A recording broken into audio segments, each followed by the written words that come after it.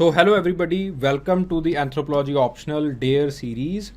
इसके अंदर बेसिकली हम रियल टाइम एवेल्यूएशंस करते हैं और जो भी आपकी कॉपी के अंदर गलतियां होती हैं उनको जो है वो देखा जाता है, आपको रियल टाइम इंसाइट्स जो है वो दिए जाते हैं।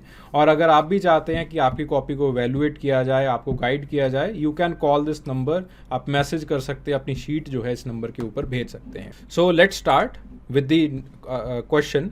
So this question, it was asked, in what ways do social hierarchies and inequalities impact the consumption practices and preferences of the individual and group? ठीक है, तो बहुत सिंपल सा क्वेश्चन है. पहले तो जो ये सवाल पूछे जाते हैं ना, ऐसे जो एनालिटिकल क्वेश्चंस पूछे जाते हैं उनको हिंदी के अंदर ट्रांसलेट कर लिया करो.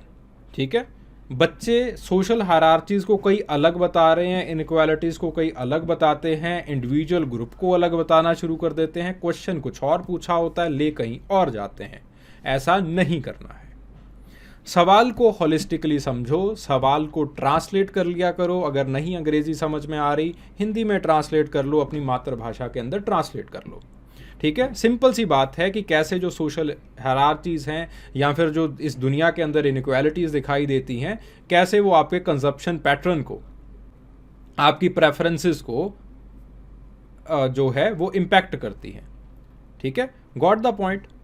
तो बेसिकली अब देखो कि ये किस पर्सपेक्टिव से जो है वो सवाल पूछा जा रहा है. ये again this question, consumption pattern का जो क्वेश्चन है, it has been asked from the perspective of दो मेजर वर्क्स हैं जो कि इसके अंदर हुए हैं. एक सिडनी मिट्स का काम है, एंथ्रोपोलॉजी ऑफ फूड, और एक आपके पास जो है वो पैरी बॉर्डो का काम है, डिस्टिंक्शंस. पैरी बॉर्डो का काम सबसे ज़्यादा इम्पॉर्टेंट है और ये बेसिकली डिस्टिंक्शंस इसी चीज़ के ऊपर कहता है कि जो आपकी टेस्ट प्रेफरेंसेस हैं वो चेंज होना शुरू हो जाती हैं. जैसे फॉर एग्जांपल वो एग्जांपल देते हैं कि जो आपकी शुगर है, शुगर पहले it was a rare commodity, ये अवेलेबल नहीं हुआ करती थी. तो शुगर जो है वो इसको टेस्टी माना जाता था. इसको माना जाता था कि शुगर जिसके अंदर ज़्यादा डली होगी, जिस फूड के अंदर ज़्यादा डली होगी, वो फूड जो है वो ज़्यादा टेस्टी होगा. ठीक है, क्योंकि ये जो है वो हाई क्लास है यूरोप की, वो शुगर को सिर्फ कंज्यूम कर सकती थी और कोई कंज्यूम नहीं कर सकता था. It was so luxurious commodity. लेकिन अब जो है, जैसे ही शुगर सब लोगों के पास अवेलेबल है, तो ये जो है ये आपके पास अब लग्जरियस कमोडिटी नहीं है, तो लोगों का टेस्ट प्रेफरेंस इसके रिगार्डिंग चेंज हो गया है.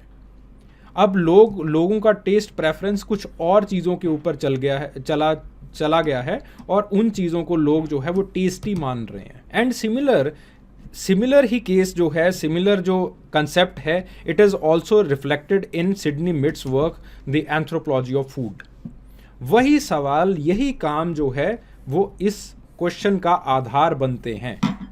इन what ways do social hierarchies and inequalities ये इम्पैक्ट करते हैं आपकी प्रैक्टिसेस को. और इस बच्चे ने क्या लिखा है, बैंड सोसाइटी के अंदर क्या होता है, फिशिंग सोसाइटी के अंदर क्या होता है, पेस्टोरल के अंदर क्या होता है, हॉर्टिकल्चर के अंदर क्या होता है, इन चीज़ों को लिख दिया. मैंने पूछा था, ये मैंने तो नहीं पूछा, खैर इस टेस्ट सीरीज़ वाले ने पूछा था क्या ये? Obviously not.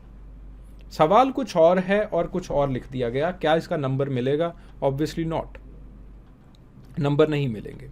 तो इससे हमें सिर्फ एक सीख मिलती है कि do not go into the troubled waters if you can not swim in them. उन्हीं चीज़ों को, उन्हीं सवालों को आपने सिलेक्ट करना है जो सवाल आपको आते होंगे. कौन सा सवाल कौन से सेक्शन से है, बायोलॉजिकल सेक्शन से है, कल्चरल सेक्शन से है, यहाँ से ज़्यादा नंबर मिलेंगे, वहाँ से ज़्यादा नंबर मिलेंगे, ऐसा नहीं सोचना है. सिंपल एक चीज़ सोचनी है, क्या चीज़ समझ में आ रही है, कौन सा क्वेश्चन समझ में आ रहा है और किसको आप उस समझ के हिसाब से लिख सकते हैं. That was it.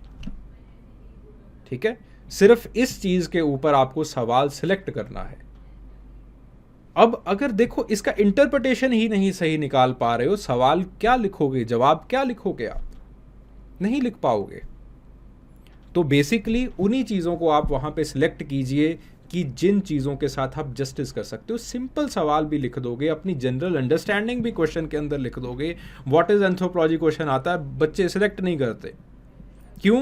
क्योंकि इसके अंदर जो है वो हम लिख नहीं पाएंगे, ये नहीं कर पाएंगे, वो नहीं कर पाएंगे, डिफिकल्ट सा क्वेश्चन ले लेते हैं, उसके अंदर 0 आ जाती है। Rather than that score 50% of the marks in the general question, वो ज़्यादा है आपके लिए। अब ये क्वेश्चन जो है I will simply cross it, मुझे नहीं चाहिए ये सब कुछ, मुझे तो ये चाहिए था, ये नहीं लिखा आपने। ठीक है, so this is the case. तो ये सीख अपने पल्ले बांध लीजिए अगर पेपर के अंदर पास होना है। बच्चे ने बहुत सारे क्वेश्चंस के अंदर जोर लगा दिया, सारे, किसी के अंदर 1.5 मार्क्स खींच रहा है, किसी के अंदर 1 मार्क खींच रहा है, बट ये क्वेश्चन आया, इसका सिलेक्शन इतना गलत था जिसकी वजह से 15 के 15 मार्क्स इस बच्चे को गंवाने पड़ गए। टाइम जो निकला वो अलग निकला। तो ऐसी गलती मत कीजिए। ओके, तो आप भी अगर आपने आंसर्स को इवेल्युएट करवाना चाहते हो तो इस नंबर के ऊपर आप मुझे भेज दीजिए, I will evaluate them for free. Okay, चलिए, थैंक यू वेरी मच।